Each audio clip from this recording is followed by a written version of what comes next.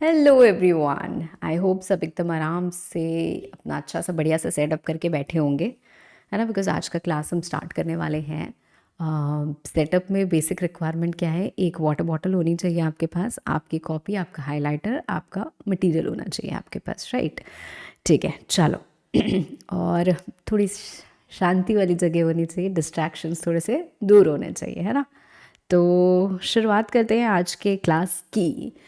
अभी तक हमने देखो बहुत ज़्यादा इस चैप्टर में कुछ पढ़ा नहीं है। इनफैक्ट अगर मैं कंपनीज एक्ट की बात करूँ तो कंपनीज एक्ट तो अभी हमने शुरू भी नहीं किया है। अभी हमने क्या किया है, कंपनी क्या होती है, कंपनी के फीचर्स क्या होते हैं, थोड़े ऐसे बेसिक बेसिक वाली चीज़ें बात की है ना। तो आज हम शुरू क्या करने वाले हैं, कंपनीज एक्ट 2013।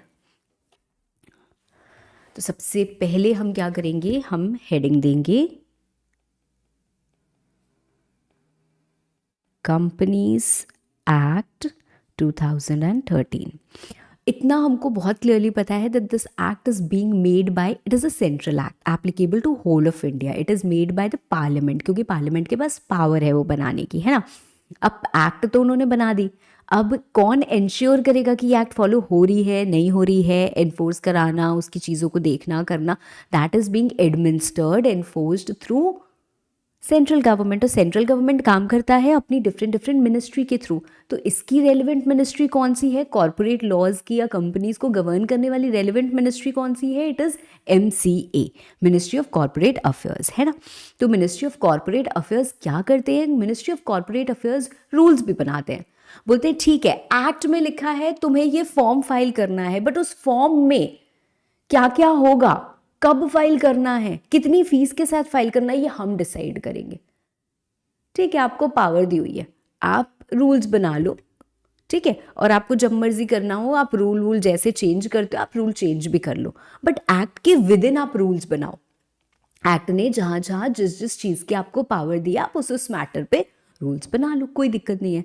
तो अब हम पढ़ने क्या वाले हैं, companies act divided into 29 chapters.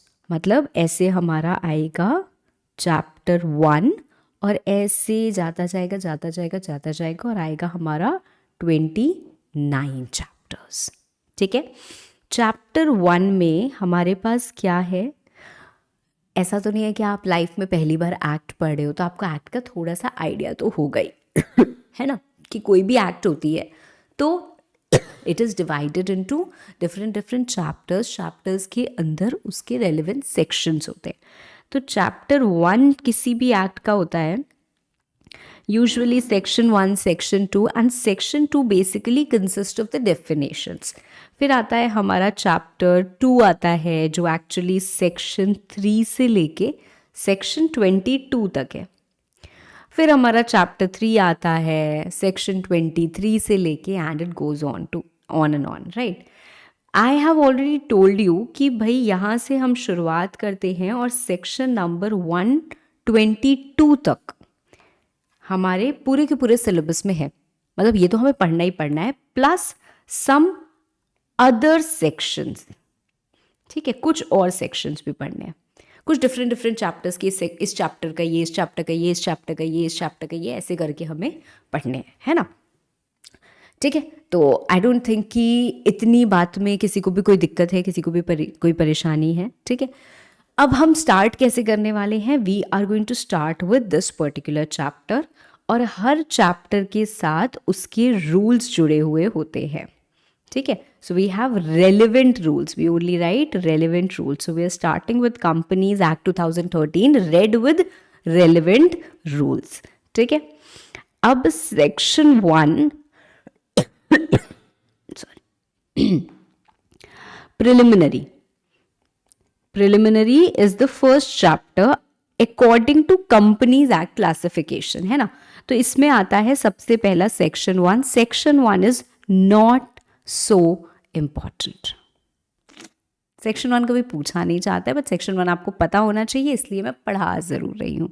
ठीक है, अब सेक्शन 1 में क्या लिखा हुआ है, सेक्शन 1 में लिखा है short title.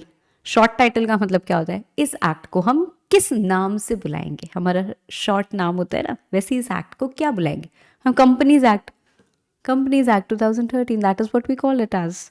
Extent, it extends to, geographical extent होता है ना, it extends to whole of India, मतलब पूरे इंडिया में कहीं पे भी किसी को भी बिजनेस करना है, उसको कंपनी बनानी है, उसको कंपनी चलानी है, उसको कंपनी के साथ काम करना है, उसको कंपनी को पैसा देना है, उसको कंपनी से किसी भी चीज से डील करना है, तो उसको ध्यान रखना पड़ेगा कि कंपनी को गवर्न करने वाला लॉ क्या है, कंपनीज एक्ट 2013, एंड हम इस लॉ के विद इन ही काम कर सकते हैं। इस लॉ को कॉन्ट्रवीन करके, इस लॉ को वॉयलेट करके हम काम नहीं कर सकते। अगर करेंगे तो भाई पेनाल्टी लगेगी, इम्प्रिजनमेंट हो सकता है, बहुत सारी चीजें हो सकती है ना। लॉ को अगर हम तोड़ते हैं, कानून तोड़ते हो, तो फिर उसकी सजा मिलती है ना।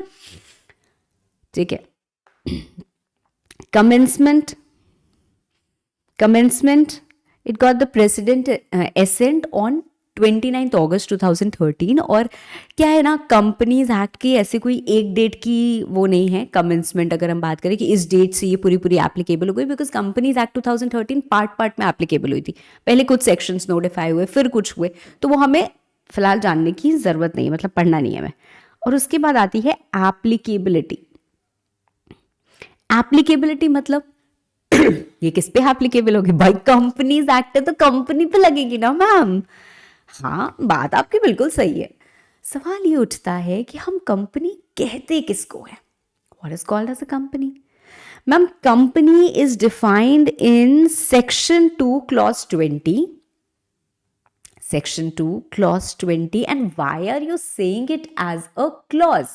सबसे पहली बात तो आप क्लॉज क्यों बोल रहे हो मैम, है ना। ठीक है, वो भी बताती हूं मैं।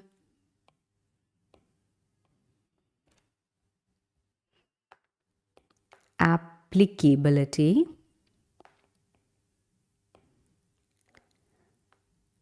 on companies.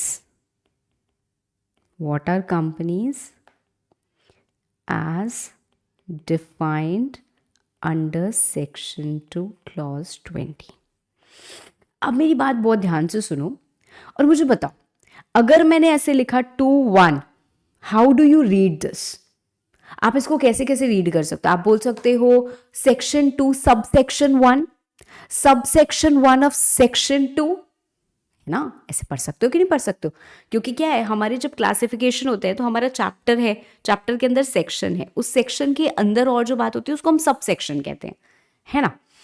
या तो फिर ये ऐसा भी हो सकता है section 2 clause 1, clause 1 of section 2, तो कंफ्यूजन तो इंटैक्ट है ना। इसको पढ़ना क्या है, ये लिखा है ऐसे, किसी भी एक्ट का हमको लिख देगा ऐसे 2 ब्रैकेट में 20, उसको क्या पढ़े मैम, क्लॉज पढ़े कि सब सेक्शन पढ़े? ये तो सेक्शन है, ये तो हमें समझ में आ रहा है कि ये तो सेक्शन 2 हो गया, बट ये क्या है, इसको ऐसे कैसे पढ़े? 220 ऐसे पढ़ दे? 220 भी नहीं पढ़ सकते, 220 का तो मतलब ही अलग हो जाएगा, फिर लगेगा सेक्शन 220 है ना। तो how do we read this and how do we get to know this, right. तो मैं इसके लिए आपको एक छोटा सा, हम लोग चलते हैं सारा MCA की वेबसाइट पे। ये देखो दिख रही है, this is what website, MCA website, ठीक है। अब MCA वेबसाइट पे वैसे तो बहुत सारे, मतलब it's like the entire portal, तो आप बहुत सारे काम करते हो, फाइलिंग वाइलिंग सब यहीं पे होती है, ठीक है। फिलहाल मैं यहाँ पे आपको सिर्फ छोटी सी चीज़ दिखाने के लिए इस समय लेके आई हूँ, and that is companies act 2013 हम देख रहे हैं। देखो चैप्टर 1, 2, 3, 4 इस तरीके से हम जाते जाते हैं तो हमारे पास कितने 29 चैप्टर्स आते हैं। इस एक्ट में हमारे पास 7 शेड्यूल्स आते हैं। ये देखो ये सारे 7 शेड्यूल्स हैं, 7 ही है, डोंट वरी, ठीक है। 7 शेड्यूल्स हैं। वो फर्स्ट शेड्यूल को बहुत पार्ट में दिया हुआ है, वो उसका भी रीज़न पता चलेगा इसलिए है, अदरवाइज हमारे पास 7 शेड्यूल्स हैं। अब जब हम चैप्टर 1 प्रिलिमिनरी देखते हैं तो इसमें हमारे पास सिर्फ और सिर्फ 2 सेक्शंस हैं, short title, extent, commencement and application, and the second one is definitions, ठीक है। ओके मैम, नाउ ये खोला मैंने डेफिनेशंस वाला सेक्शन, ठीक है, सेक्शन 2। अब यहाँ पे बहुत सारी डेफिनेशंस दी हुई हैं, ठीक है। जैसे क्लॉज 1 में दिया हुआ है एब्रिज्ड प्रोस्पेक्टस की डेफिनेशन, ऐसे ही जब हम नीचे जाते हैं, this is the bare act that I am showing you right now, ऐसे ही हम नीचे जाते हैं तो आप 20 नंबर पे देख रहे हो, ये 20 company means a company incorporated under this act or under any previous company law. This is the definition of company. अब देखो, ये सेक्शन 2 है, ये तो हम सबको पता है, और सेक्शन 2 के अंदर ये जो ब्रैकेट में लिखा है ये 20 लिखा है ना. अब इसको हम थोड़ा समझने की कोशिश कर रहे हैं, तो I will tell you some basic and simple rule. ठीक है, although there is a separate video also which you can check out, but यहाँ पे सिंपल बेसिक रूल बताती हूँ. सबसे पहली बात, clauses are independent of each other, subsections are dependent on each other. ठीक है, तो जब हम सबसेक्शन की बात करते हैं तो कोई एक टॉपिक, कंपनी कैसे इनकॉर्पोरेट होगी, उसकी सारी बातें सेक्शन 2 में हो रही हैं, मतलब सेक्शन 3 में हो रही हैं, सेक्शन 7 में हो रही हैं. ठीक है, अब उसकी बहुत सारी बातें हैं, एक पॉइंट में ये लिखा, दूसरे पॉइंट में ये लिखा, ये सब बातें एक साथ मिला के इनकॉर्पोरेशन पता चलता है, दैट विल बी सबसेक्शन. यहाँ पे जैसे डेफिनेशंस हैं, इंडिविजुअली हैं, एसोसिएट कंपनी की डेफिनेशन ये, आर्टिकल की ये, ऑल्टर की ये, इसकी ये, उसकी ये. So these are independent points, तो ये क्लॉजेज होते हैं. ठीक है, clauses will always have a baseline. Baseline मतलब जब यहाँ पे कहीं पे भी आप किसी भी सेक्शन में देखो कि ऐसे लिखा है इन this act unless the context requires otherwise, ऐसी कोई भी बेस लाइन हो सकती है, तो मतलब इसके नीचे दिया हुआ 1 2 3 4 ABCD कुछ भी लिखा है, that is going to be the clause. अब देखो मैं आपको दिखाती हूँ सब सेक्शन. ये सेक्शन 3 है, फॉर्मेशन ऑफ अ कंपनी, या क्या यहाँ पे कोई बेस लाइन लिखी है? The answer is no. Immediately subsection 1 is starting, 1 यहाँ पे स्टार्ट हो रहा है, अ कंपनी में बी फॉर्म्ड. ठीक है, तो ये सब सेक्शन है, ये क्लॉज नहीं है. ठीक है, जो हमारे इंडिविजुअल क्लॉजेज होते हैं वो सेमी कोलन से ऐसे एंड होते हैं. ठीक है, बिकॉज हर पॉइंट को हम इस बेसलाइन के साथ पढ़ रहे हैं. In this act unless the context requires otherwise, alter includes. ठीक है, alter means, abridged prospectus means, so that is how we are reading. ठीक है, समझ में आई बात? तो छोटी सी बात है. तो ये हमारे क्या है, सेक्शन 2 में हमें इतनी सारी डेफिनेशंस दी हुई हैं, सारी की सारी डेफिनेशंस तो हमको नहीं पढ़नी है, हमें पढ़नी है इसमें से कुछ सिलेक्टेड डेफिनेशंस जो हमारे सिलेबस में है. But these are all the definitions given under section 2 and in different clauses. ठीक है, तो ये सारे के सारे clause numbers हैं. Okay, fine. चलो, now back to our definition of company. तो company का मतलब क्या हो जाता है? Company means company as incorporated under Companies Act 2013 और under any of the previous company laws. ठीक है, जैसे अगर मैं बात करूं today, when you become a professional you want to form a company, आपको लगा कि नहीं यार मेरे को तो बिजनेस करना है, मेरे को तो काम करना है, और कंपनी से अच्छा क्या है, तो हम कंपनी बना के उसमें काम करेंगे. 4 फ्रेंड्स ने मिलकर कंपनी बनाई. अब कंपनी आप कैसे बनाओगे मैम? जैसे आप बताओगे वैसे बना लेंगे.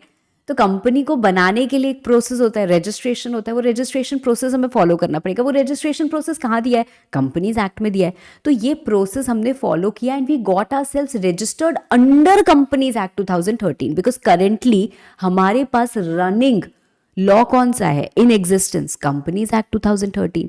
बट ये तो 2013 में आया ना, उसके पहले क्या था? उसके पहले क्या लोग कंपनी नहीं बनाते थे यार? रिलायंस इंडस्ट्रीज लिमिटेड इतनी पहले की कंपनी बनी हुई है, तो हम कंपनीज एक्ट 2013 तो तब था ही नहीं, तो क्या लोगों ने कंपनी नहीं बनाई? बनाई, क्योंकि उसके पहले हमारे पास क्या था? कंपनीज एक्ट 1956, उसके पहले भी था 1930. तो ऐसे हमारे पास प्रीवियस कंपनी लॉ बहुत सारे थे.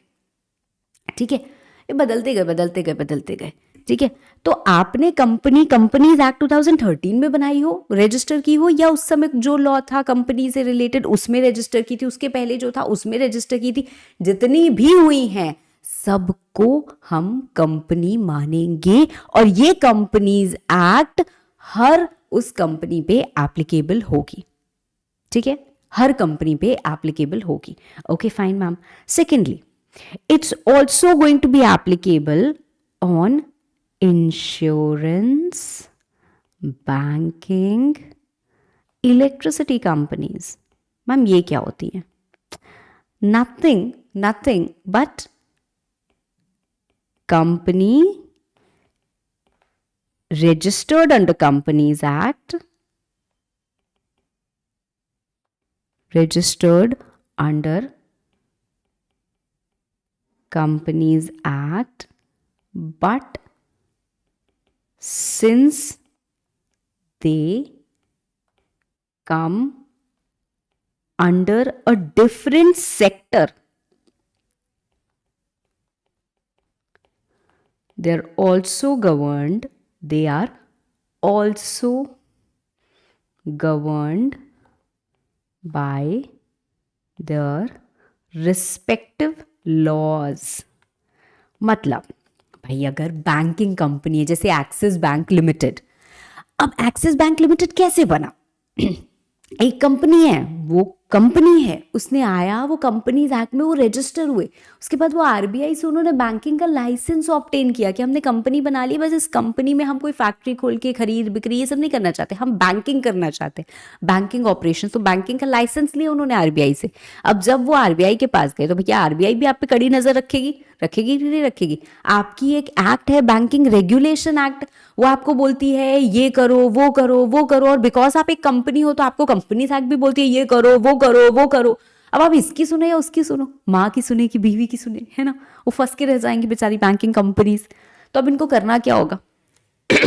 जब तक माँ और बीवी सेम बात बोलते रहते कोई प्रॉब्लम ही नहीं होती है ना? दोनों की सुनते रहो, है ना, और दोनों के हिसाब से आप सही चल रहे हो। प्रॉब्लम कब आती है? जब माँ कुछ बोले और बीवी कुछ बोले। अब देखो इस कोड को तो कोई क्रैक नहीं कर पाया कि जब माँ कुछ बोले और बीवी कुछ बोले तो किसकी सुननी चाहिए, बट यहाँ पे कोड क्रैक्ड है।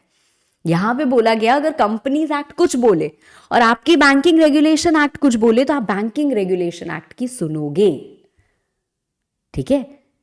जैसे अगर आपको कंपनीज एक्ट बोले कि आप रिजर्व बनाओ 5% का, फिक्टिशियस एग्जाम्पल, रिजर्व बनाओ 5% का, और आपकी बैंकिंग रेगुलेशन एक्ट बोले कम से कम 7% का रिजर्व बनना चाहिए, तो आपको 7% का रिजर्व बनाना पड़ेगा। आप ऐसे नहीं बोल सकते कि हमारे ऊपर तो कंपनीज एक्ट एप्लीकेबल है। आपके ऊपर कंपनीज एक्ट एप्लीकेबल है तब तक जब तक आपके प्रोविजंस आर कंसिस्टेंट। जैसे ही उन प्रोविजंस में इनकंसिस्टेंसी आई, दोनों बात अलग अलग बात बोल रहे हैं, तब फिर आप क्या करोगे? You will follow the provisions of your specific law, मतलब banking regulation act in case of banking companies, insurance act in case of insurance companies, electricity act in case of electricity companies। तो भाई sorry, जो भी companies act 2013 में incorporate हुई हैं या previous company law में इनकॉर्पोरेट हुई हैं, उनके ऊपर कंपनीज एक्ट पूरी तरीके से एप्लीकेबल है। इंश्योरेंस, बैंकिंग, इलेक्ट्रिसिटी कंपनीज के ऊपर भी कंपनीज एक्ट लगता है, but or you can say except where the provisions are inconsistent with the provisions of Insurance Act, Banking Regulation Act or Electricity Act, whatever the case be। ठीक है? इसके बाद आता है हमारा company governed by any other special act, any special act. जैसे ये थी ना, वैसे ही अगर कोई और कंपनी है भाई किसी और स्पेशल एक्ट से भी गवर्न्ड है तो वो आएगी यहाँ पे। और other body corporate as notified by CG. अब ये पॉइंट आता है थोड़ा सा कंफ्यूज करने वाला, ठीक है? एज नोटिफाइड बाय सीजी, ठीक है? और पहले मैं आपको बता देती हूं कि क्या है, कौन है नोटिफाई किया हुआ। एग्जाम्पल NHAI सुना है कभी? ऑफ कोर्स मैम, है ना? हमारे NH national highways authority of India, right? Now it is what? क्या है ये? क्या एक कंपनी है? The answer is no ma'am. क्या एक बॉडी कॉर्पोरेट है ma'am? The question is what is body corporate? बताओगे तब ना हम बता पाएंगे। तो भाई यहाँ पे एक छोटा सी चीज आप लिखेंगे, difference between body corporate and company, और ब्रैकेट में लिखेंगे not to be learn for exams. तो मैम पढ़ा क्यों रहे हो? पढ़ा इसलिए रही हूं क्योंकि अगर आज नहीं बताऊंगी कि बॉडी कॉर्पोरेट क्या है और मैं पूरे कंपनी लॉ में 50 जगह ये टर्म यूज करूंगी body corporate, you will be like कि यार मैम क्लैरिटी नहीं मिल रही है। तो भले ही आपके एग्जाम में ये नहीं पूछा जाएगा कि बॉडी कॉर्पोरेट क्या है या इन दोनों में डिफरेंस क्या है, बट आपको ये जानना जरूरी है कि बॉडी कॉर्पोरेट क्या है। ठीक है, so either write in the bracket only for understanding और write in the bracket not to be learn for examination purpose, right, for exam purpose. ठीक है, ओके, नाउ एक है हमारे पास कंपनी और एक है हमारे पास बॉडी कॉर्पोरेट। हम कंपनी किसको बोलते हैं? कंपनी किसको बोलते हैं? Company which is registered under Companies Act 2013. Yes or no? Registered under Companies Act or previous company law, that is only known as a company. If you're not registered under Companies Act, आप 5 लोग हो मिलके आप काम कर रहे हो, एकदम कंपनी जैसे काम करते हो, आप कंपनीज एक्ट में रजिस्टर्ड नहीं हो, आपको हम कंपनी नहीं बोलेंगे, है ना? समझ गए ना? ठीक है, अब आती है बात बॉडी कॉर्पोरेट की। तो बॉडी कॉर्पोरेट हम किसको बोलते हैं? एनी एंटिटी, किसी भी एंटिटी को हम बॉडी कॉर्पोरेट कह देते हैं। क्या बात कर रहे हो मैम? जिसके पास विच हैज फीचर्स, जिसके पास कौन से टाइप के फीचर्स हो? फीचर्स हो, कैसे फीचर्स हो? Artificial person, perpetual succession. ठीक है, features like artificial person, perpetual succession, है ना? Capacity to sue, be sued,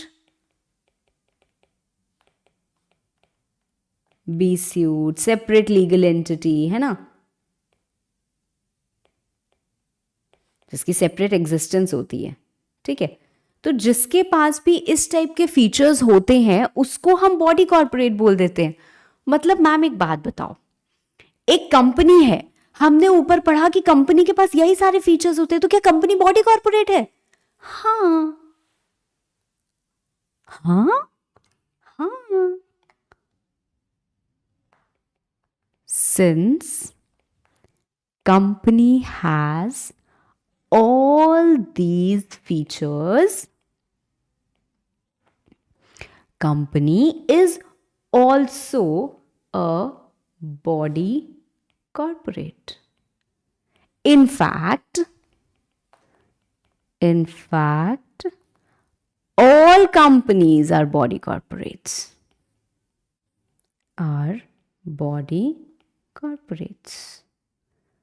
But all body corporates are not companies.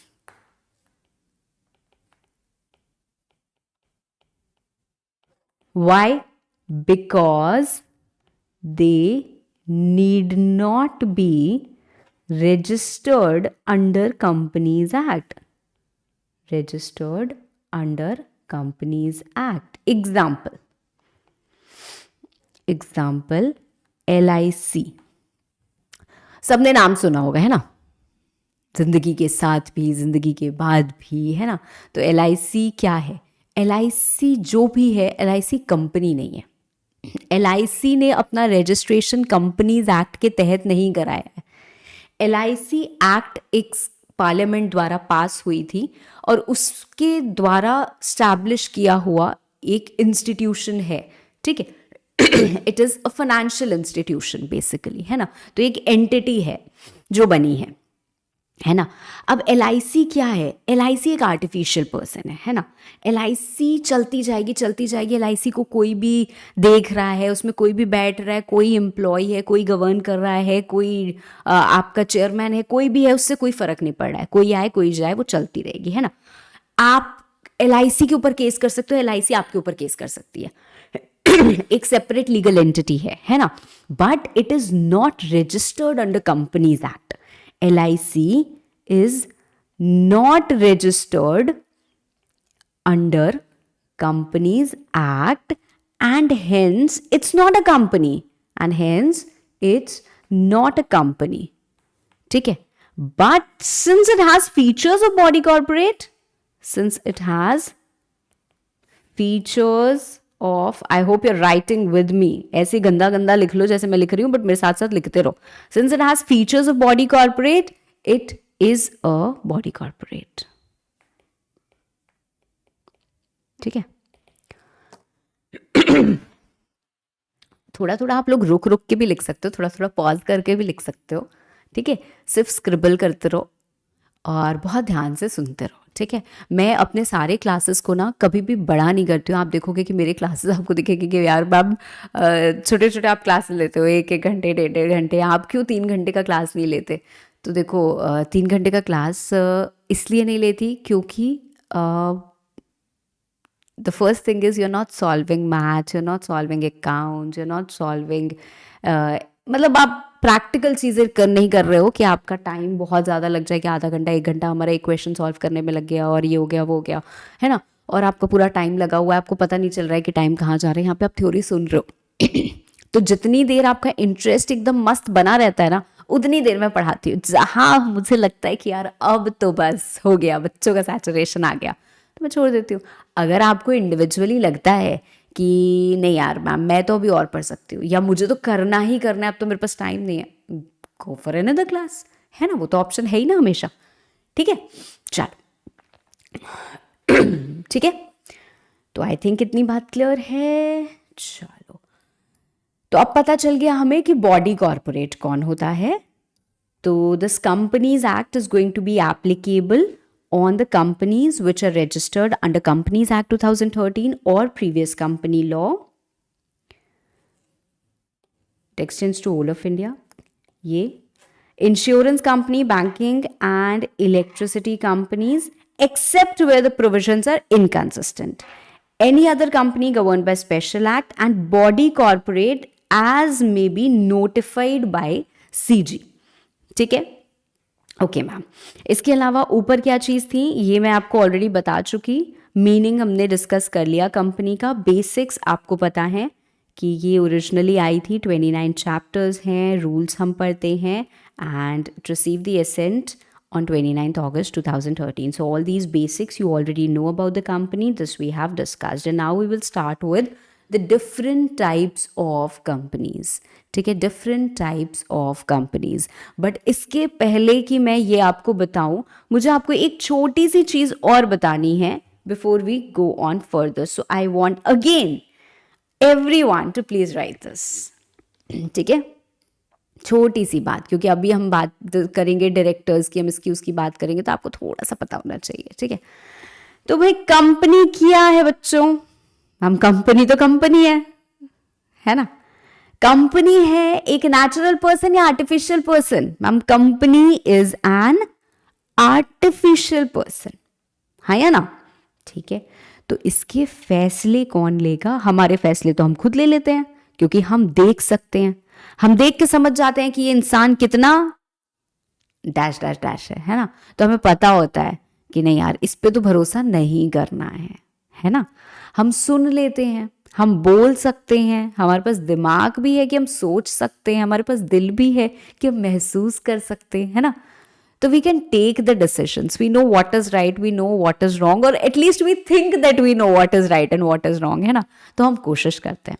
But company बेचारी आर्टिफिशियल पर्सन, ना भगवान ने इनको आंख दिए, ना कान दिए, ना मुंह दिया, कुछ नहीं दिया, तो अब क्या करें? इसीलिए तो इन लोगों ने क्या किया है, लोगों को रखा है। कौन से लोगों को रखा है? इनके पास बेसिकली 2 टाइप के लोग होते हैं, एक जिनको हम कहते हैं board of directors,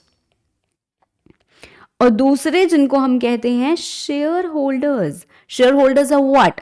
the persons who have actually invested in the company, है ना, जिन्होंने पैसा लगाया है, जिनकी कंपनी है, ठीक है। सो I'm so sorry. Board of directors are elected by shareholders. Are elected by shareholders, and they are responsible. They are responsible for managing the affairs of the company. Affairs of the company. अगर मैं बहुत छोटे level पे बात करूं, if I am starting a particular company with my friend, हम 2 लोग हैं, हमने मिलके एक कंपनी बनाई, हम दोनों ने 50-50 हज़ार रुपये उसमें पैसा लगाया, हम दोनों क्या हो गए? उस कंपनी के इन्वेस्टर हो गए, उस कंपनी के शेयर होल्डर हो गए। हमने पैसा लगाया, हमने उस कंपनी को शेयर कैपिटल दिया है, ठीक है।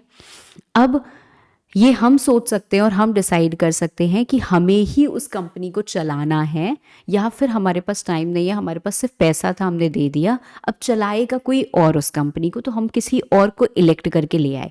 तो जो चलाता है उसको हम क्या कहते हैं? Board of directors. ठीक है, he is responsible for managing the affairs of the company. ठीक है, बट हम उसको सारी की सारी पावर्स नहीं दे देते हैं। कौन सी पावर्स देते हैं? कंपनीज एक्ट में वो भी लिखा हुआ है। कंपनीज एक्ट बताता है कि ये सारी पावर्स बोर्ड के पास रहेंगी, ये पावर्स शेयर होल्डर के पास ही रहेंगी। ठीक है, some powers are reserved for share holders. ठीक है, अब the point is who may be the share holder. कौन हो सकता है शेयर होल्डर? मैं हो सकती हूँ क्या मैं इन्वेस्ट कर सकती हूँ कंपनी में? क्या मैं किसी कंपनी के शेयर कैपिटल में कंट्रीब्यूट कर सकती हूँ? I can be the share holder. The answer is yes. Individual हो सकता है, कोई दिक्कत नहीं है। क्या एक कंपनी हो सकती है? हो सकती है। इनफैक्ट एक बॉडी कॉर्पोरेट भी हो सकती है। मतलब क्या मैम LIC किसी के शेयर्स खरीद सकता है? हाँ, LIC के पास ONGC के शेयर्स हैं, बहुत सारे हो सकते हैं। ठीक है, सो एक बॉडी कॉर्पोरेट भी क्या कर सकती है? शेयर होल्डर हो सकती है। क्या एक फर्म शेयर होल्डर हो सकता है? The answer is no. ठीक है, फर्म मतलब पार्टनरशिप फर्म। ठीक है, क्यों नहीं हो सकता है? बिकॉज वो एक बॉडी कॉर्पोरेट नहीं है और firm does not have any legal existence. Firm is not a legal person in the eyes of law separately. ठीक है, forget about the taxation purpose. ठीक है, तो अदरवाइज ये नहीं है। तो हम कभी भी ये नहीं बोल सकते कि फर्म, एक पार्टनरशिप फर्म किसी कंपनी के शेयर्स ले सकता है। नहीं, अगर उसको लेना भी है तो उसको किसी इंडिविजुअल पार्टनर के नाम पे लेना पड़ेगा, अदरवाइज वो नहीं ले सकता है। तो आई होप इतनी बात क्लियर है। ठीक है, चलो अब इसके बाद एक छोटी सी बात और लिखेंगे और उसके बाद हम स्टार्ट करेंगे हमारे टाइप्स ऑफ कंपनीज। ओके, छोटी सी टाइमलाइन बना रही हूं जो आपको बनानी है मेरे साथ। ओके,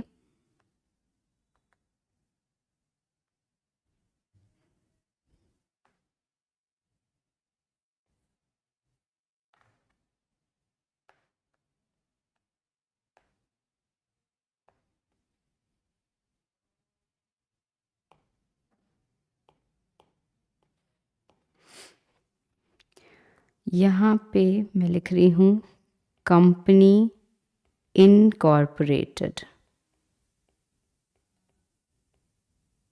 ठीक है, यहाँ पे मैं लिख रही हूँ शेयर्स इशूड बाय कंपनी।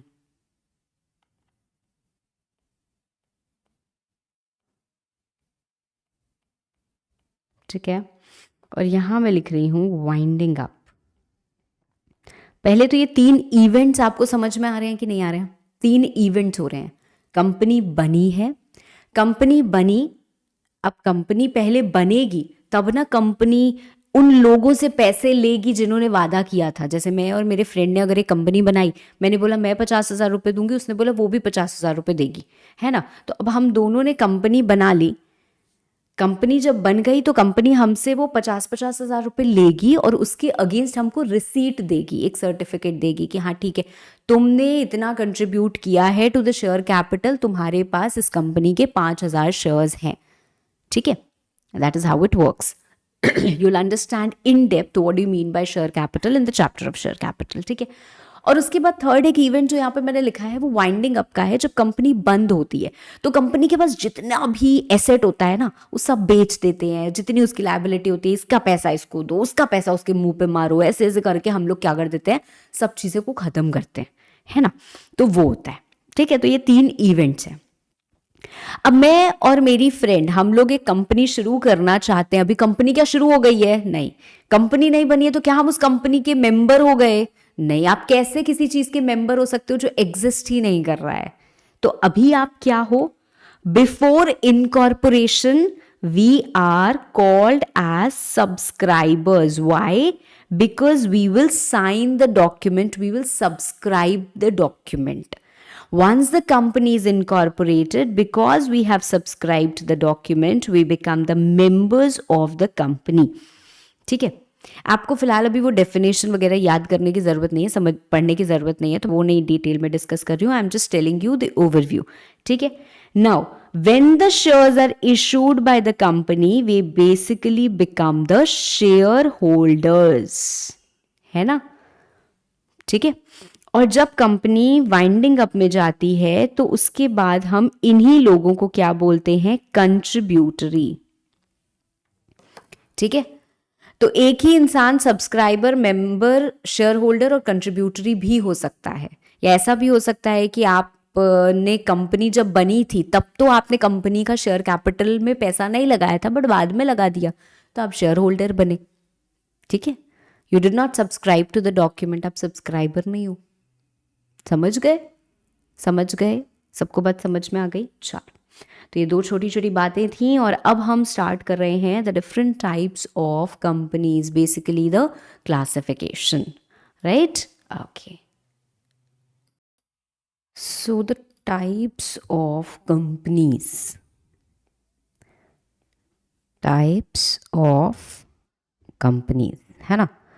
अब देखो, एक ना एकदम गोल्डन बात बता रही हूँ. बहुत सारी तरीके की आप कंपनी सुनोगे कि स्मॉल कंपनी, ओपीसी है, private company, government company, banking company, insurance company, इधर की कंपनी, उधर की कंपनी. पर मैं आपको एक बहुत इंपॉर्टेंट बात बताती हूँ, वेरी इंपॉर्टेंट. ठीक है. Only 3 types of companies are formed according to section 3. मतलब मैम सिर्फ 3 तरीके की कंपनीज होती हैं? हाँ.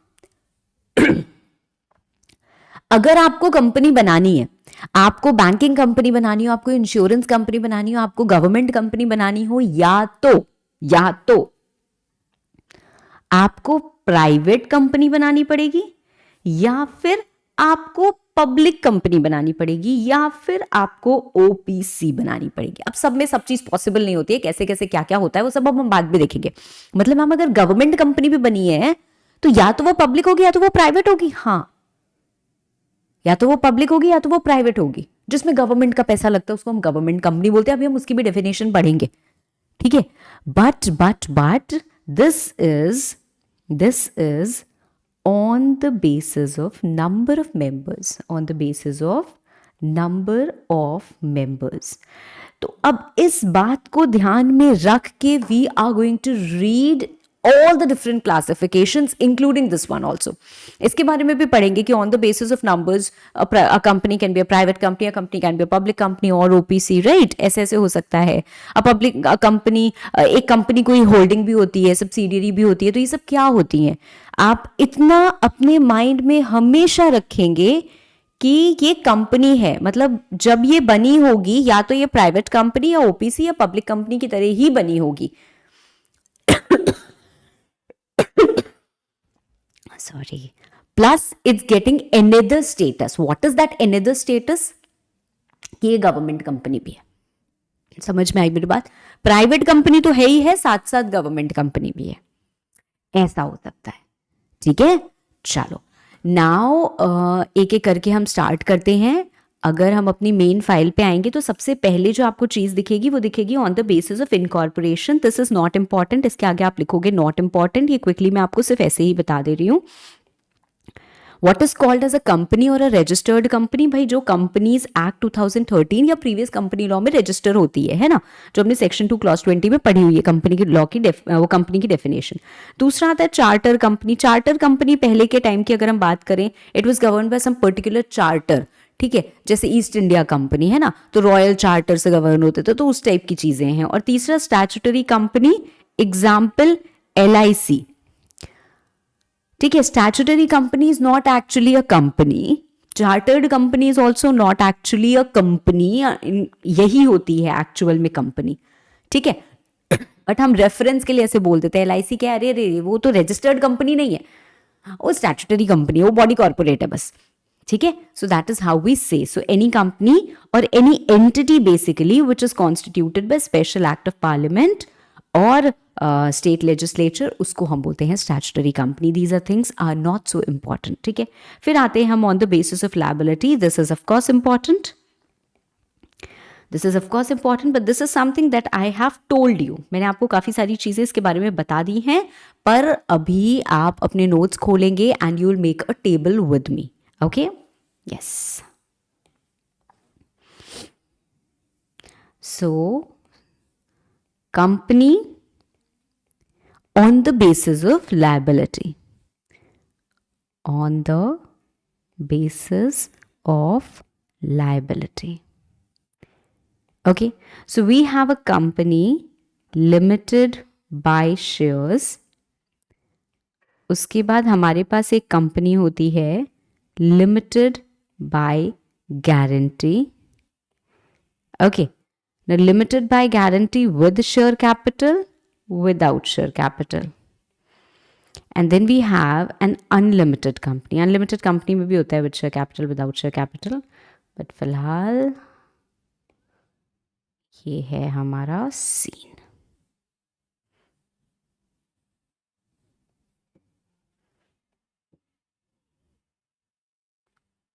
ओके, ठीक है.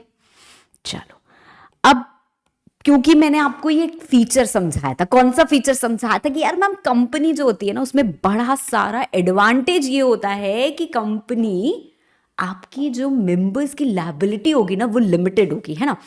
तभी तो क्या हम कहते हैं कि यार बनी क्या, हाँ तू प्रोप्राइटरशिप और पार्टनरशिप के चक्कर में फंसा हुआ है, तू एक काम कर, तू तो कंपनी बना. और कंपनी बनाने से क्या होगा भाई, जो भी बैंक लोन वगैरह लोगे, अगर पैसा डूबेगा भी तो डूबेगा, तुम्हारा थोड़ा ना डूबेगा, तुम्हारे घर से थोड़ा और पैसा लेके जाएंगे, तुमने जितना इन्वेस्ट किया था ज्यादा से ज्यादा वही डूबेगा, और तो तुम्हारी लायबिलिटी नहीं होगी ना. दैट इज व्हाट दे से, right. So if you form a company which is limited by shares, you can form a company limited by shares, you can form a company limited by guarantee, you can form an unlimited company. ये 3 तरीके की कंपनियां बना सकते हो. मतलब हम choose करते हैं we want to form a private company, public company और ओपीसी.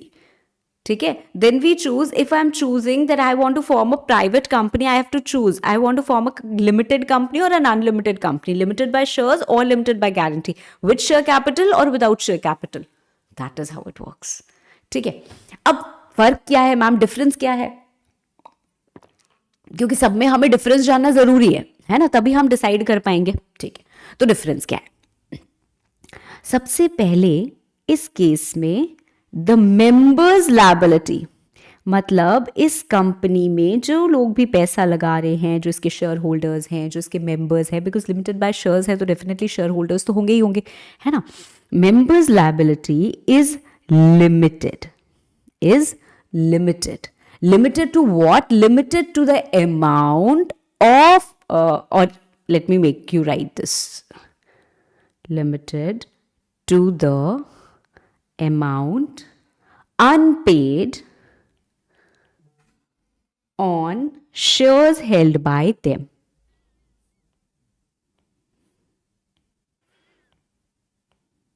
है ना. Example, if Mr.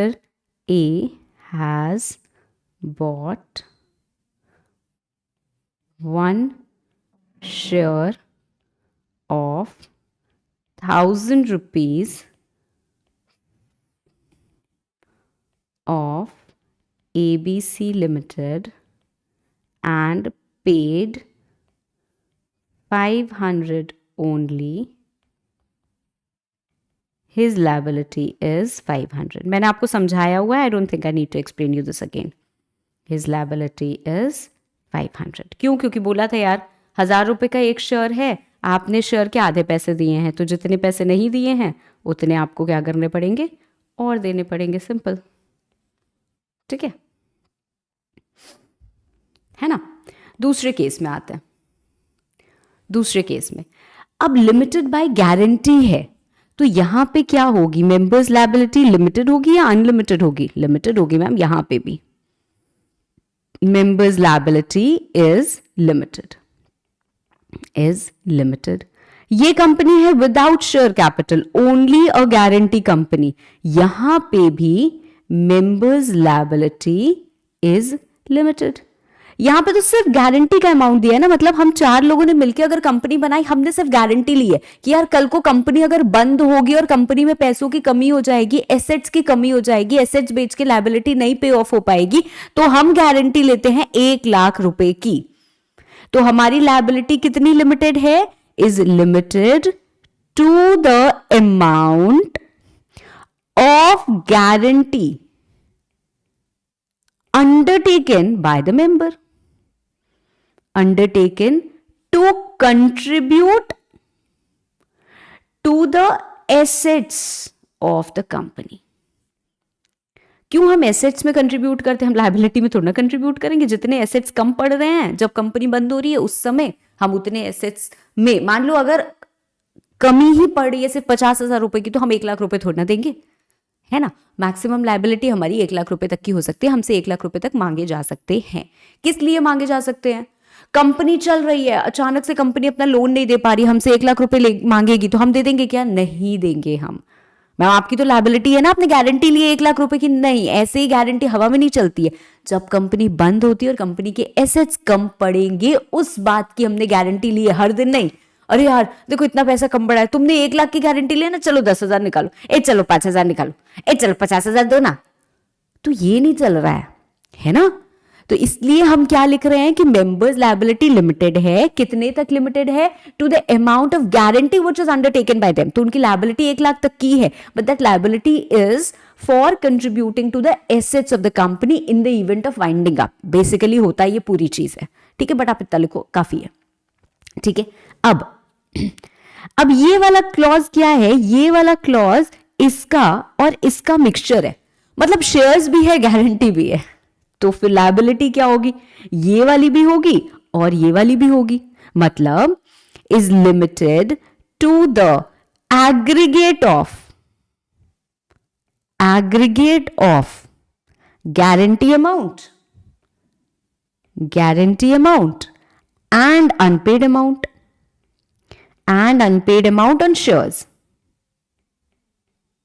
on shares, है ना।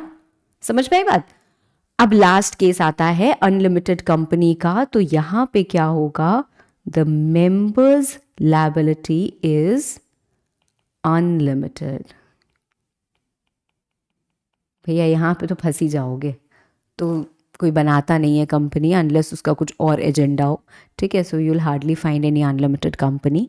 Fine. So a company which is limited by shares, उसकी लायबिलिटी मतलब उसके मेंबर्स की liability is limited to the amount unpaid on shares held by them.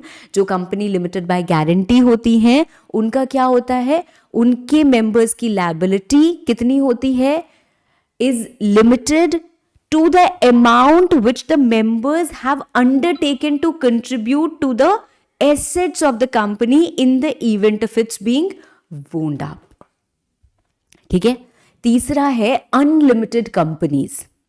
Unlimited companies जिस company के members की liability के ऊपर कोई भी लिमिट नहीं होती है। मतलब मैम अगर मैंने एक अनलिमिटेड कंपनी खोली और क्या कहते हैं, उसने बहुत सारा इसका पैसा नहीं दिया, उसका पैसा नहीं दिया और कर्जा चढ़ गया एकदम 1 करोड़ रुपए का, तो वो कर्जा कंपनी के पास तो पैसे ही नहीं है, तो ये हमसे ले लेंगे क्या? हाँ, आपके जितनी पर्सनल प्रॉपर्टी वो सब लूट पिट जाएगी, ठीक है, जैसे प्रोप्राइटरशिप के केस में होता है, ठीक है। Okay, so we have like अगर मैं लिमिटेड बाय गारंटी बोलूं तो सेक्शन 2 क्लॉज 21, अगर मैं लिमिटेड बाय शेयर्स बोलूं तो सेक्शन 2 क्लॉज 22, और अगर अनलिमिटेड कंपनी की बात करें तो section 2 clause 92। That is how they are defined and that is how we read them, ठीक है। चलो अब पढ़ते हैं हम फाइनली अपने मेजर उस पे आते हैं। ये हो गया हमारा on the basis of members, on the basis of number of membership or the number of members, we have public company, we have private company and we have one person company. सबसे पहले हम जिस company को पढ़ने वाले हैं वो हम पढ़ेंगे private, section 2 clause 68। Okay, private company. कोशिश करना कि इसका जो क्लॉज नंबर है वो आपको याद हो, इजी भी है याद करने के लिए। प्राइवेट सेक्शन 8 है ना, 68, ठीक है। और ये इंपॉर्टेंट भी है, तो from examination perspective also you should be knowing this, you should remember this. Fine. चलो थोड़ा सा बैकग्राउंड.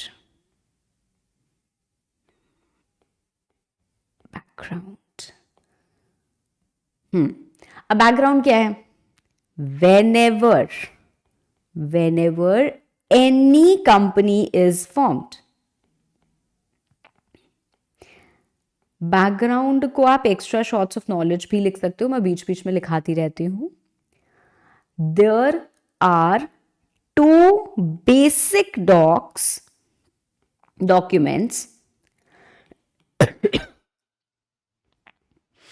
नीडेड. ठीक है, जब भी कंपनी बनती है तो कंपनी को क्या चाहिए? मेमोरेंडम ऑफ एसोसिएशन चाहिए और आर्टिकल्स ऑफ एसोसिएशन चाहिए. होता क्या है मैम? देखो, आपको कहीं एडमिशन लेने जाना होता है तो वहां पे आपको कॉलेज वाले क्या करते हैं? एक प्रोस्पेक्टस देते हैं, एप्लीकेशन फॉर्म होता है, उसको भर के हमें देना होता है ना. तो हर एक रजिस्ट्रेशन का एक प्रोसेस होता है ना. तो यहाँ पे जब हम कंपनी के रजिस्ट्रेशन की बात करते हैं तो कंपनी के रजिस्ट्रेशन के लिए भी बहुत सारे डॉक्यूमेंट्स लगते हैं. ये 2 बहुत इंपॉर्टेंट और बेसिक डॉक्यूमेंट्स हैं जो लगते ही लगते हैं, जिनके बारे में हम आगे चल के पढ़ेंगे. मेमोरेंडम ऑफ एसोसिएशन, जिसको हम MOA बोलते हैं, कोई मुआ हुआ नहीं बोल रहा है, no makeup artist. And articles of association. ठीक है, आर्टिकल्स ऑफ एसोसिएशन जिसको हम बोलते हैं AOA. ठीक है, फाइन. अब मेमोरेंडम ऑफ एसोसिएशन क्या होता है? मेमोरेंडम ऑफ एसोसिएशन में बेसिक डिटेल्स होती हैं. Contains details. कैसे details? Fundamentals of company, fundamentals और बेसिक्स ऑफ कंपनी. कंपनी का नाम क्या रहेगा? ठीक है, कंपनी कहां की होगी? Name, place, animal, thing. ठीक है, नेम, प्लेस, लायबिलिटी. कंपनी की लायबिलिटी कैसी होगी? Limited by shares, unlimited company. कैसी कंपनी है?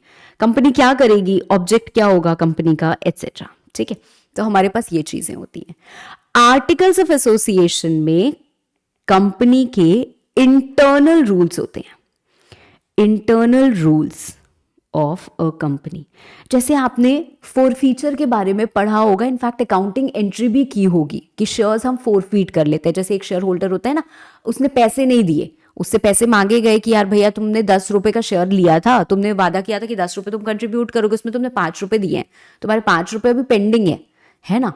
तो 5 रुपए दो नहीं दोगे तो तुमने जो 5 रुपए दिए वो भी तुम्हारा फोरफीट हो जाएंगे. हम तुमको शेयर की रिसीट नहीं देंगे, मतलब you are not our share holder any more, है ना. तो एग्जाम्पल, if a shareholder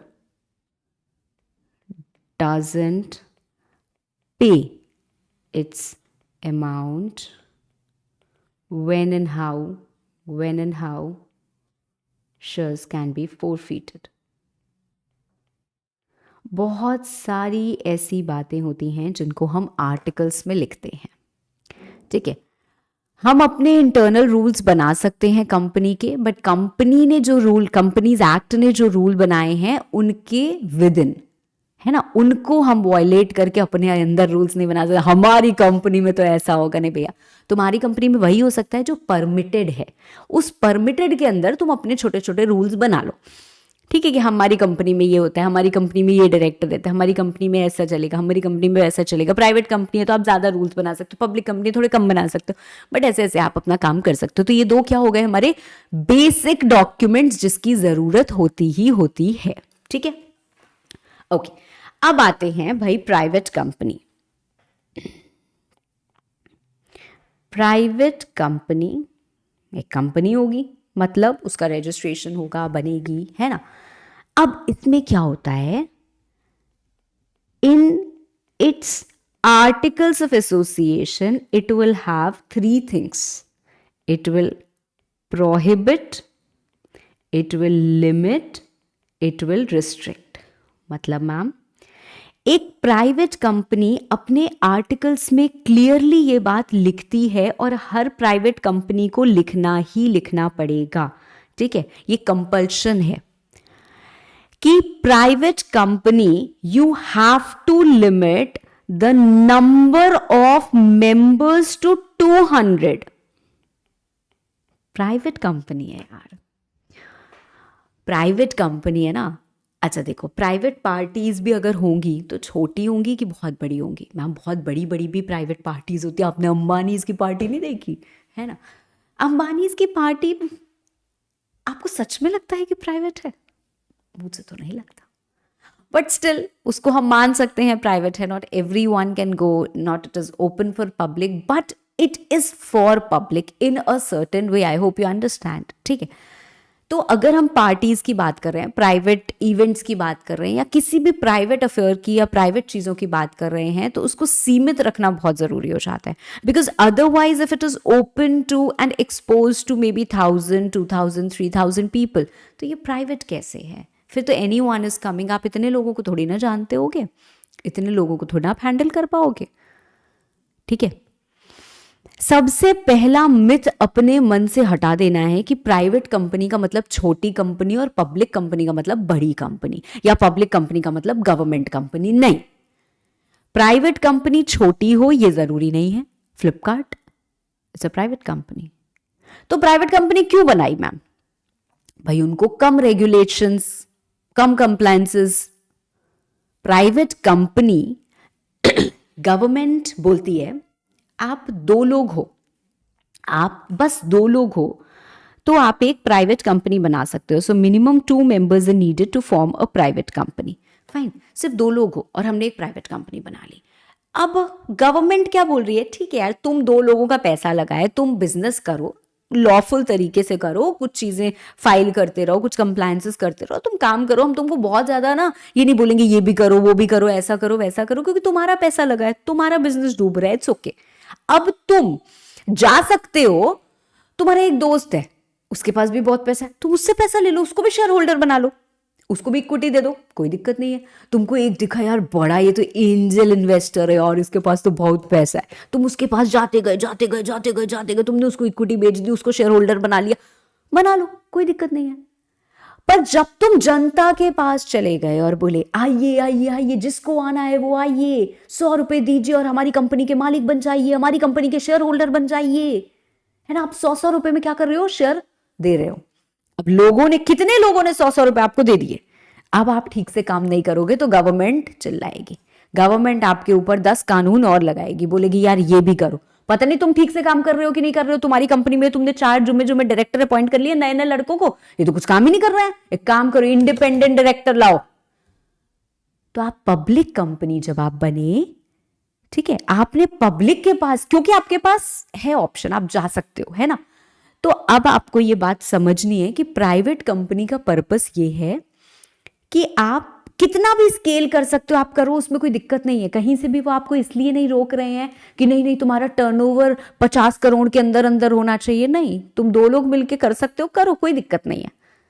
पर जनता के पास तुम नहीं जाओगे। You are prohibited, prohibited to raise funds, या prohibited to issue securities,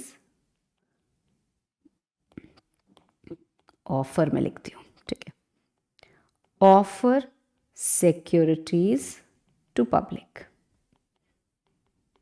ठीक है?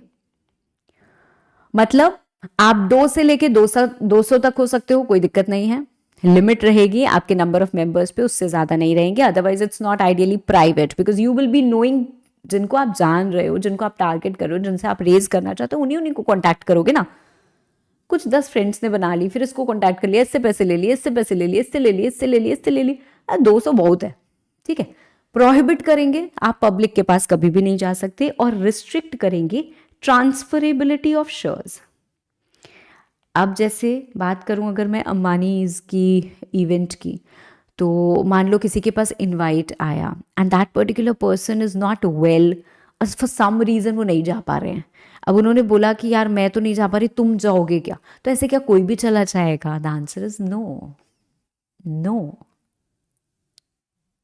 No. Why? Because it is a private event, ठीक है? बट यही अगर एक कॉन्सर्ट हो रहा है, उसके पासेस हैं, मेरे पास 2 पासेस हैं, मैं नहीं जा पा रही, मैंने किसी और को दे दिया, क्या वो जा सकता है? The answer is yes. तो transferability of shares is restricted, why? Because अगर मेरी 10 फ्रेंड्स की कंपनी है, वो एक 10वां फ्रेंड जो उसको पैसों की जरूरत है, उसने कहा यार मैंने कंपनी में 50,000 रुपए लगाए हैं, 50,000 में ऐसे कंपनी से विड्रॉ करके तो नहीं जा सकता, वो तो अलाउड ही नहीं है। हाँ, मैं ये अपने शेयर्स किसी और को दे सकता हूं, तो अब मैं उससे 50,000 रुपए ले लूंगा, वो इस कंपनी का शेयर होल्डर बन जाएगा। जब भी कंपनी ये बंद होगी, कंपनी उसको पैसे दे देगी, उसके और जितने बढ़ गए, है ना? ऐसे that is how it is working.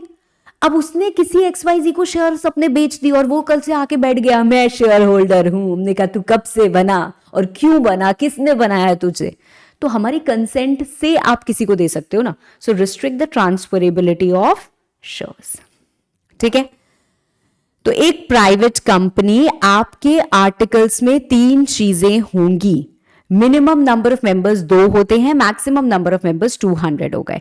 आपके आर्टिकल्स ऑफ एसोसिएशन में क्लियरली लिखा होगा that public is prohibited to subscribe to your securities, there is restriction on transferability of shares and the number of members are limited to 200, it can not exceed beyond that particular point, ठीक है? हर company, हर private company अपने articles में ये लिखेगी ही लिखेगी। तो ma'am अगर हम सम अप करें और बोलें कि प्राइवेट कंपनी का मीनिंग क्या है, तो मीनिंग में क्या क्या चीजें आती हैं?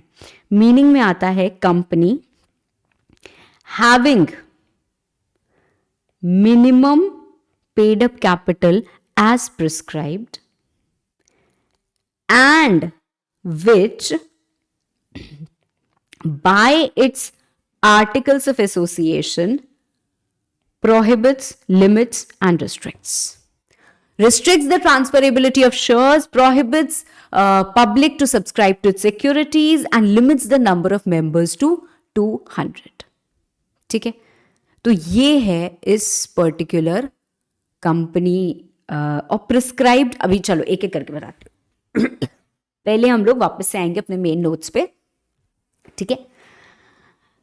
देखो आपके पास नोट्स कैसे कैसे हैं। एक आपके पास मेन नोट्स हैं, ठीक है? एक आप अपनी रफ कॉपी बनाते हो जहां पे हम लोग लिखते हैं, स्क्रिबल करते हैं। उसके बाद आपके पास एक चार्ट बुक है, आपके पास एक क्वेश्चन बैंक है ना? तो बेसिकली जब हम पढ़ते हैं तो we have to be ready with the main book, with our copy, with our charts and with our question bank, ठीक है? टेस्ट वगैरह सब बाद में, ठीक है? Right now when you are reading you should have all these things, you should have your pen, you should have your highlighter. Okay, now देखो, private company means a company having minimum paid up share capital as may be prescribed. अब ma'am ये कौन सा agenda है, minimum paid up share capital as prescribed? यार देखो पहले क्या था ना, कम बोलते थे कंपनी बनानी है यार, कम से कम 50,000 रुपए होगा तो प्राइवेट कंपनी बनेगी। कम से कम पहले बोलते थे कम से कम 1 लाख रुपए होगा तो प्राइवेट कंपनी बनेगी, 5 लाख होगा तो पब्लिक बनेगी। ये सब हटा दिया उन्होंने, ठीक है? एक्ट में आज भी लिखा हुआ है having minimum paid up capital as may be prescribed, but central government ने अपनी मिनिस्ट्री के थ्रू कुछ भी प्रिस्क्राइब नहीं किया है। ऑल्दो मैंने आपको ये चीज बड़े अच्छे से समझा दी है, उसके बाद भी आप एक ऐसे इंपॉर्टेंट नोट करके यहां पे लिख लो, important note, throughout companies act 2013, throughout Companies Act 2013, wherever it's written prescribed, कहीं पे भी अगर क्या लिखा हुआ है, prescribed लिखा हुआ है, it means CG through its ministry, MCA is making rules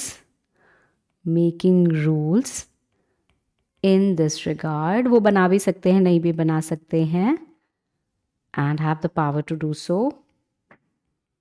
उनके पास पावर तो है ही, खैर पावर टू डू सो मैं लिखना नहीं चाह रही थी, power to do so, but मैंने लिख दिया है बिकॉज हम इन जनरल अपनी अंडरस्टैंडिंग के हिसाब से ही पढ़ रहे हैं। तो हम यहाँ पे समझने वाली बात ये है, so section has to be read along with along with the relevant rule to get the entire provision. ठीक है, तो पूरे प्रोविजन का मतलब जानने के लिए हमें वाला रूल भी पढ़ना पड़ेगा. तो मैम एक्ट में लिखा है कि प्राइवेट कंपनी का मतलब वो कंपनी जिसके पास कम से कम इतना कैपिटल हो और उसके आर्टिकल्स में ये 3 चीजें लिखी हो, है ना. कम से कम कितना कैपिटल हो, गवर्नमेंट ने कुछ प्रिस्क्राइब ही नहीं कहा किया. मतलब मैम अगर हम 10 रुपए से भी कंपनी खोलना चाहें तो खोल सकते हैं कि हाँ आप खोल सकते हो, कोई दिक्कत नहीं, क्योंकि गवर्नमेंट ने कुछ प्रिस्क्राइब किया ही नहीं है. ठीक है, तो बात क्लियर है, समझ में आ गई? आ गई मैम, बिल्कुल आ गई. Private company means a company which having minimum paid up share capital as may be prescribed and which by its articles restricts the right to transfer to its shares. देखो अब permissible restrictions हम देते हैं कि भैया transfer करने में जो भी रिस्ट्रिक्शंस है कि इससे पूछना पड़ेगा, ऐसा करना पड़ेगा, वैसा करना पड़ेगा, ये सारी की सारी चीजें आर्टिकल्स ऑफ एसोसिएशन में लिखी रहती हैं. ठीक है, इंटरनल रूल्स है ना. हमारी कंपनी को रिस्ट्रिक्ट करना जरूरी है, तो हमारे आर्टिकल्स में लिखा है कि भाई the shares are not freely transferable and they are restricted. और रिस्ट्रिक्शंस क्या क्या है वो भी लिखा रहता है. तो बस जो वो रिस्ट्रिक्शंस है वही हमारे ऊपर बाइंडिंग होगी. ऐसा नहीं है कि कोई भी रिस्ट्रिक्शन आ जाएगा. ठीक है, तो वो आर्टिकल्स ऑफ एसोसिएशन में वो रिस्ट्रिक्शन भी होना चाहिए. ठीक है. दूसरा, prohibit any invitation to public to subscribe to the securities of the company. ठीक है, ये भी क्लियर है. अब तीसरा जो आता है उसमें थोड़ी सी बातें और आती हैं. Limits the number of members to 200. Limits the number of members to 200. ठीक है मैम. मैम आपने एक एग्जाम्पल हमें दिया फ्लिपकार्ट. भैया ये तो बहुत बड़ी कंपनी है. हाँ भाई बहुत बड़ी कंपनी है. तो आपको क्या लगता है कि फ्लिपकार्ट में हो सकता है मेंबर्स कम हो, जिन लोगों ने पैसा लगाया वो कम है, शेयर होल्डर्स कम है, पर इस कंपनी में एम्प्लॉय कितने होंगे? भर भर के एम्प्लॉय होंगे. और आपको पता है एम्प्लॉयज को मोटिवेट करने का एक बढ़िया तरीका होता है. क्या तरीका होता है? इनको इक्विटी दो. इक्विटी या शेयर कैसे ग्रो करता है? आपने आज कोई भी, आप सोना खरीदते हो, you purchase gold and you expect कि आज मैंने गोल्ड खरीदा है 20,000 में, ये 20 साल बाद हो सकता है 4 लाख का हो जाए. मतलब ऐसे उम्मीदें, सपने हो सकते हैं, बट आप ग्रो कर रहे हैं ना. तो shares is also kind of investment. हमारा बिजनेस भी तो ग्रो करता है ना. आज हमने पैसा बिजनेस में लगाया 20,000 रुपए, उसमें प्रॉफिट होगा 40,000 का, तो पलट के कितना आएगा? 20 + 40 60 आएगा ना. आएगा ना. तो आप जब कंपनी में पैसा लगा रहे हो, शेयर्स उसके खरीद रहे हो, उसके शेयर कैपिटल में कंट्रीब्यूट कर रहे हो, तो आप यही तो उम्मीद कर रहे हो कि यार ये प्रॉफिट कमाएगी, ये ग्रो करेगी, तो इसका प्रॉफिट का हिस्सा हमें ही तो मिल रहा है, क्योंकि हम ही ने पैसा लगाया है. सब चीज बट के हमें ही तो मिलेगा, है ना. डिविडेंड के रूप में मिले या फिर और बढ़ता जाए, जैसे एफडी हमारी रिन्यू होती जाती, तो जब भी मिलेगा तो अच्छा मिलेगा ना. बढ़ रहा है ना उसका प्राइस, तो वैल्यू तो बढ़ रही है ना. दैट इज व्हाट वी से, है ना. अब क्या होता है, जब हम अपने एम्प्लॉयज को बोलेंगे कि एम्प्लॉय तुम 1 साल काम करोगे तो जो शेयर हमारा लोग खरीद रहे हैं 50 रुपए में, वो सेम शेयर हम तुम्हें 10 ही रुपए में दे देंगे. तो अब employees will be motivated to work for 1 year, क्योंकि उनको लगता है यार 1 साल बाद 40 रुपए का फायदा होगा ना, है ना. तो इस तरीके की चीजें होती है. हमारी सॉप, हमारा स्वेट इक्विटी होता है. ठीक है, अभी आपको ये सारी चीजें बाद में पता चलेगी, डिफरेंस ये वो सब चीजें मैं बताऊंगी और पता चलेगी. बट फिलहाल के लिए इतना समझो कि हम एम्प्लॉयज को शेयर्स देना चाहते हैं. हमारी कंपनी में 500 एम्प्लॉयज है. अगर हमने सबको एक एक शेयर भी दे दिया तो 500 मेंबर्स हो गए इस कंपनी के. 500 लोगों ने पैसा दिया ना, 500 लोग और शेयर होल्डर बन गए. ऑलरेडी हमारी कंपनी में 50 मेंबर्स थे. 50 मेंबर्स ऑलरेडी थे, हमने एम्प्लॉयज और 500 लोगों को दे दिया, तो ये तो 550 हो गया यार. कंपनीज एक्ट तो बोल रही है that you have to limit the number of members to 200. तो हम कैसे करें? मतलब फिर हम एम्प्लॉयज को तो ये ऑफर दे ही नहीं सकते, फिर तो हमारा बड़ा नुकसान हो गया. तो गवर्नमेंट ने कहा ऐसे थोड़ी ना आपका नुकसान होने देंगे हम. आप जब भी ये 200 की लिमिट को काउंट करोगे, employees and farmer employees, are not to be included oblique counted in the limit of 200, in this limit of 200. अच्छा मैम, और फॉर्मर एम्प्लॉय का मतलब क्या? मतलब आज मेरे एम्प्लॉय हैं, लॉयल एम्प्लॉय थे, मैंने इनको 5 शेयर इशू किए थे, ठीक है, अब उसके बाद क्या हुआ, ये कंपनी छोड़ के दूसरे में निकल गए। स्विच तो बहुत तेज करती है ना आज की जनरेशन, तो स्विच करके दूसरे में निकल गए, तो क्या करें, अब इनको मेंबर बनाना बोलना पड़ेगा, अब इनको 200 की लिमिट में, ऐसे तो बड़ा कंफ्यूजन हो जाएगा। नहीं, आपने जब भी इनको शेयर्स इशू किए, अगर आपने एम्प्लॉयज की कैपेसिटी में किए, जैसे अगर एक कंपनी है ABC private limited, private limited की हम कंपनीज की बात करें, we are not talking about public company of course, तो एबीसी प्राइवेट लिमिटेड, तो एबीसी प्राइवेट लिमिटेड अगर आपके पास 150 मेंबर्स हैं और आप अपने 60 एम्प्लॉयज को शेयर्स देना चाहते हो in the capacity of employees, हमारे पास ये सॉप वगैरह होता है, बाद में हम बात करेंगे उसके बारे में, तो क्या हम कर सकते हैं? द आंसर इज यस, क्योंकि 150 प्लस 60 210 नहीं होगा, ठीक है, आपके अभी भी 150 मेंबर्स ही रहेंगे for section 2 clause 68 for that limit of 200। Of course वो जो 60 एम्प्लॉयज को आप शेयर्स दे रहे हो वो आपके शेयर होल्डर बन गए, उनको शेयर होल्डर के सारे हक मिलेंगे, उनको वोटिंग का अधिकार मिलेगा, उनको डिविडेंड मिलेगा, जो जो मिलता है सारे शेयर होल्डर्स को, उनको सब मिलेगा, बस वो इस 200 की लिमिट में काउंट नहीं होंगे, बस वो इस 200 की लिमिट में काउंट नहीं होंगे, ठीक है, क्लियर? ओके, ये देखो, अ प्राइवेट कंपनी, इलस्ट्रेशन दिया है, a private company has 210 members in total, of which 10 are the employees of the company. 5 of these employees leave the employment of the company. तो आप बताओ क्या ये वैलिड है, इनवैलिड है? प्राइवेट कंपनी, आपका जो कॉम्पोजिशन है वो ठीक है या नहीं है? ठीक है मैम, कोई दिक्कत नहीं है। क्यों? क्योंकि 210 माइनस 10 कर दो भाई, आप एक्स एम्प्लॉय हो, आप करंट एम्प्लॉय हो, उससे हमें कोई फर्क नहीं पड़ता, we are not going to include you. तो आप क्या हो, 200 मेंबर्स ही हैं इस प्राइवेट कंपनी में, और मैक्सिमम नंबर ऑफ मेंबर्स कितने हो सकते हैं? 200 हो सकते हैं। तो it will still be a private company as former employees who have acquired shares when they were in employment are also excluded from the limit of 200। ठीक है, ओके, चलो नाउ वेयर, अच्छा, persons who are in the employment of the company and persons who have been formerly in the employment of the company, who were members of the company while in that employment and have continued to be the members even after the employment ceased। मतलब जब उन्होंने shares लिए थे तब तो वो employ थे, अब उन्होंने चेंज कर लिया, अभी भी वो मेंबर्स तो हैं, एम्प्लॉयज भला ही नहीं है। Shall not be included in the number of members. तो जब हम प्राइवेट कंपनी की डेफिनेशन पढ़ रहे हैं, हमने ये पहला पढ़ा मीनिंग, फिर हम पढ़ रहे हैं कंडीशंस इन एओए, उसमें हमने ये क्लियर कर लिया, ये दूसरा वाला पॉइंट हम पढ़ रहे हैं और उसमें क्लियरली ये बात हमें लिखी हुई है जो मैंने अभी अभी आपको समझाई है। ठीक है, इसमें एक पॉइंट और आता है। एक पॉइंट क्या आता है? वो आता है, मान लो, मान के तो देखो यार, बहुत अच्छा लगेगा। मान लो आप बन गए सीएमए, बन गए एकदम बढ़िया, है ना, जॉब वॉब लग गई एकदम बढ़िया वाली। तो पहले नौकरी फिर छोकरी, है ना। So you are now married, ठीक है, एंड जैसे बोलते हैं ना मैड इन लव, वैसे टाइप के आप मैरिड हो। तो भाई आपने कहा कि हम तो जो करेंगे साथ साथ करेंगे, ठीक है। अब अपने इमेजिनेशन को थोड़ा कंट्रोल करके रखना। तो हम शेयर्स खरीदने वाले हैं कंपनी के, प्रॉपर्टी खरीदेंगे, साथ साथ खरीदेंगे, मतलब घर खरीदना है, जॉइंट नेम में होगा, कुछ ना मेरा ना तेरा, जो होगा हमारा होगा, है ना।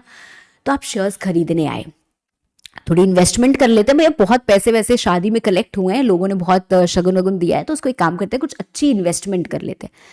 तो आप गए एबीसी प्राइवेट लिमिटेड के पास, ठीक है, आपके दोस्त की अच्छी चलती है, तो आपने कहा ठीक है कोई दिक्कत नहीं है, एबीसी प्राइवेट लिमिटेड, इसमें ऑलरेडी 199 मेंबर्स हैं, ठीक है, बट आप हो और आपको शेयर्स खरीदने, और आपने कहा भैया मैं तो शेयर खरीदूंगा अपनी बीवी के साथ, तो हम तो 2 लोग आएंगे देख तेरी कंपनी में, एक तो नहीं आएगा। तो अगर हम 2 लोग जुड़ जाएंगे तो फिर तो 201 मेंबर्स हो जाएंगे, और ये तो वायलेशन हो जाएगा, तो अलाउड ही नहीं है, तो अब करें क्या? उसने कहा भाई तुम जॉइंट नेम में शेयर्स होल्ड कर रहे हो, जॉइंट नेम में तुम 1 शेयर होल्ड करो, तुम 50 शेयर होल्ड करो, तुम जॉइंट नेम में होल्ड कर रहे हो, तुम जॉइंट मेंबर्स हो, है ना. मतलब let's say whatever your name is, Rohan and Shanaya.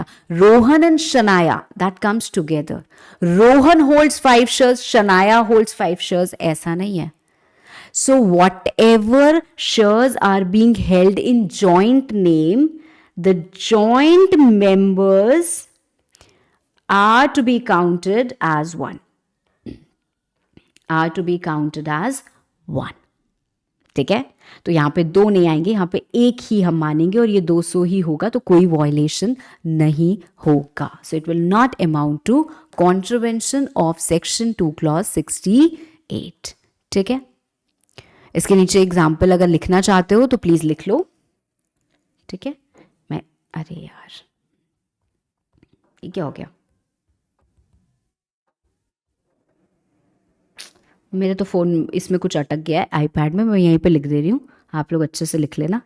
ABC Private Limited, let's say, has 199 members and whatever your name is, Rohan जो भी आप, रोहन अभी है ना, जो भी आपका नाम हो, wants to, हमेशा एग्जाम्पल में कोशिश किया करो कि अपने नाम लिखो, है ना, अपने प्यारे लोगों के नाम लिखो, है ना. कौन देख रहा है, कोई देख भी लेगा नाम तो लगेगा कि अरे यार मैम ने एग्जाम्पल लिखवाया होगा, है ना, घर वाले देख भी लेंगे. तो रोहन वॉन्ट्स टू परचेज, बस मेरे क्लासेस सुना मत देना.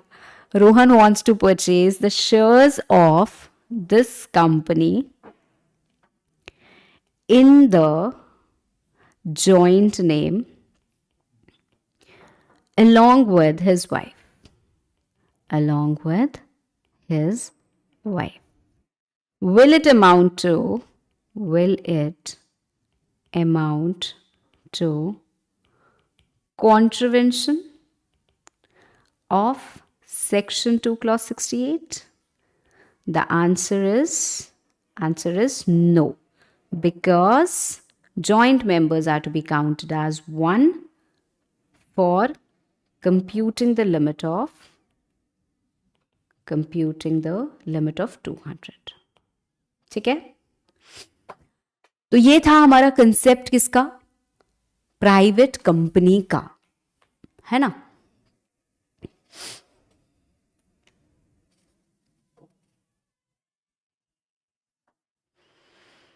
ओके.